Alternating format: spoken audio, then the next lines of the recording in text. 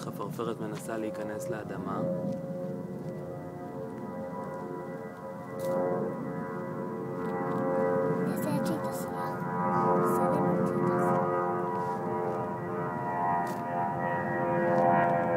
כוכי מנסה, בכל כוחה.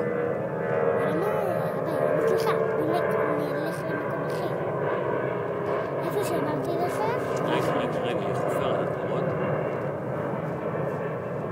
האדמה פה מאוד קשה. מסכנה, כמה היא נלחמת. סתכל כבר את הראש שלה, בואי. מסכנה. מה נעשה? איך נעזור לה?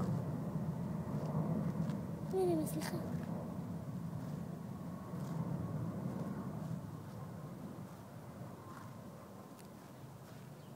היא פשוט עם הפה, אתם רואות? עם הפה איך היא מנסה לחפור ולהיכנס. הנה. לא לגעת, אורי. לא להתערב. צלם אותה עד שהיא מצליחה. בסדר, תכף נראה איך היא תצליח, כי זה קשה לה. פה כבר האדמה יותר רכה מקודם, אז פה היא דווקא כן מצליחה, איכשהו. אתם רואים איך השם ברא אותה? עם יצר כזה של הישרדות ושל יכולת, שרק לחפרפרת יש להיכנס לתוך מחילה. אני רואה, זה מצלם. רק עם הטוסיק? לא, עם הראש קודם. אבל פה כבר יש סיכוי שהיא תצליח, אני מקווה.